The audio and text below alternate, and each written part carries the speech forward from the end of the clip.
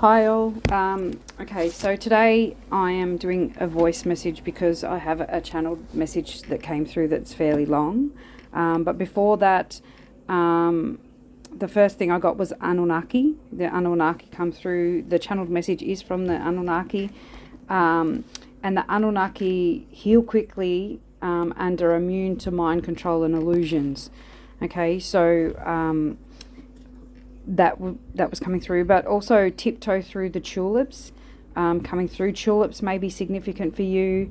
Also, you know, that happiness coming through, like tulips are yellow to me means happiness, or are they white? Anyway, white is purity and innocence anyway. So which is pretty much what I was getting, happiness and purity. I got two kids in a rainforest. This was the image I got. Running through the rainforest, and a girl grabbing the boy's hand saying, come on, let's go.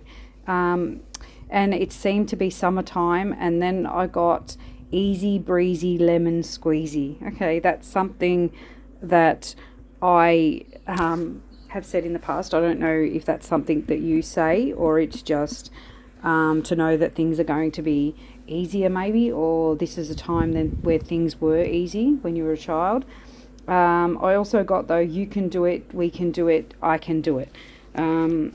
So you can do it, maybe you can get through.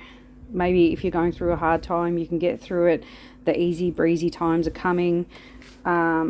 Also knowledge, with the bird god coming through. I saw an image of a bird head, which I think was the falcon hawk head.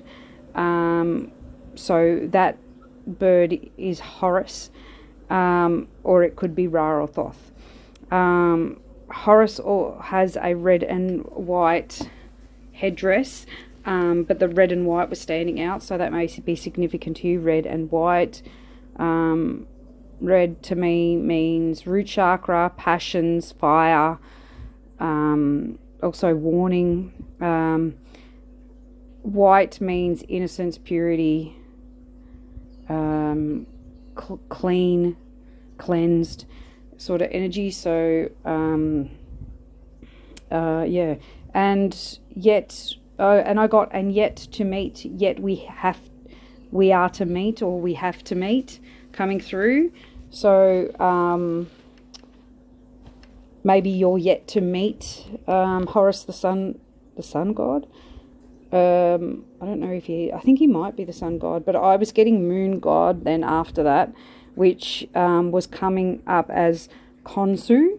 So Khonsu has a crescent moon on his head as a headdress, and he is responsible, or was considered the god of travel, healing, protection, fertility, and animals. And he was around in the time of Ramses III, that being significant. So all the things I write down are the things that seemed to be significant for me when I look the things up that come through. He was also dark, violent, and dangerous. He was the person that kept universal order, and you know, between life and death. But I was also getting Hermes coming through, which he also guided the souls to the underworld. So I think there's something about guiding the souls to the underworld. Maybe you help guide souls to the underworld, or you hold the boundaries to the underworld, or you go between the underworld and the upper world. I'm getting that sort of thing. But he was also a trickster and the god of thieves, luck, and trade. So yeah, there's something about, you know, that yin and yang coming through as well.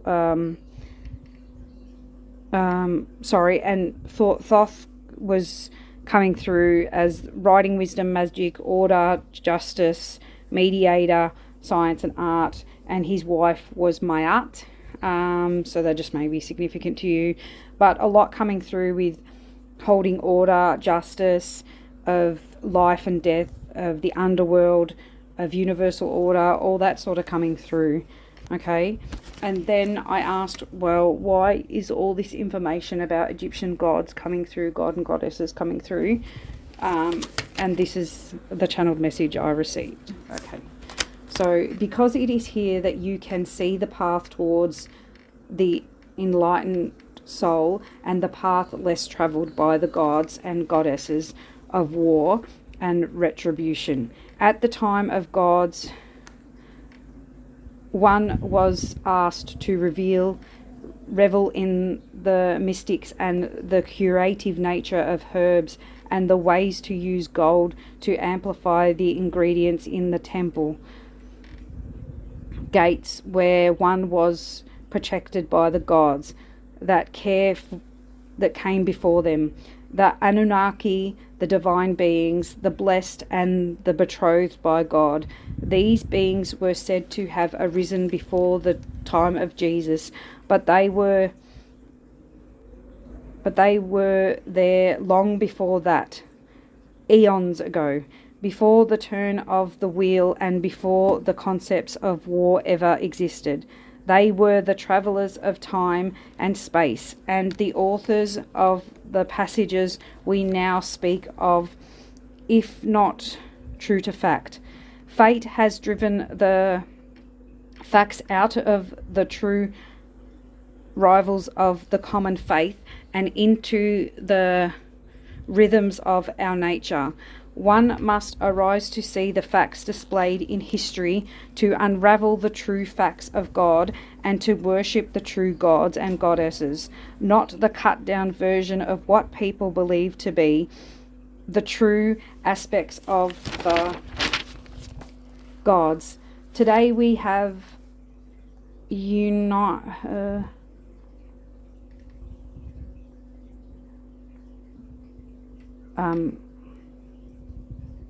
arrived here on earth to expose the inner workings of the mind and the culture that does not serve the many souls here, but deserts them and revels in the greed and lust that the devil mindset has taken over the land and seas and oceans and rivers and the lands of the tree-lined streets.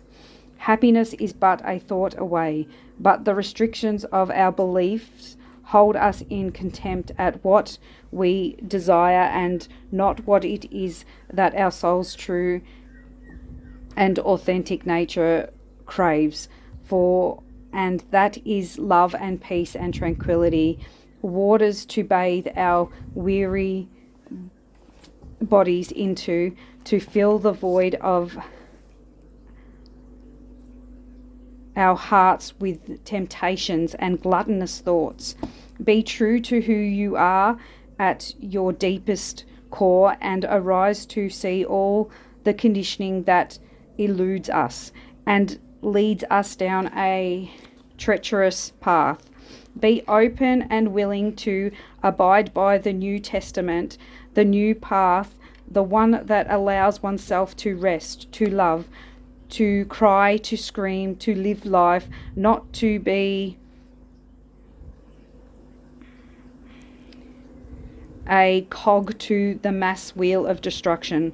Heaven is calling to those who are tired, who are restless, who have had enough of this life, to reflect on what it is at their deepest core that they hold value to in their life, and start making changes to bring these illusions to a stop and start embracing life again and again and again and again and again until you have so much love for life that you scream it from the heavens. To all the people who will listen, have faith that you can and will arise to this new platform, this new timeline, this new facet of life here on earth, and help the people, souls, here to vibrate higher and wider out to cause a rippling effect into the conscious minds and awaken them to live their life different, to be different and to live different. Have faith, my child. Your time will come and things will be different. I know you have waited a very long time, but it all will be worth it in the end. Look how far your soul has taken you. Your ancestors stand here before me, so proud of the generational leaps and bounds you have taken.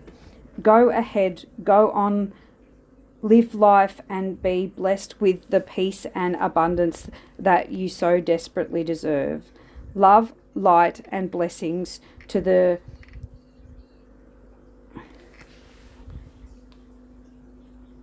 descended masters of the highest realms of light and love, the Annunaki.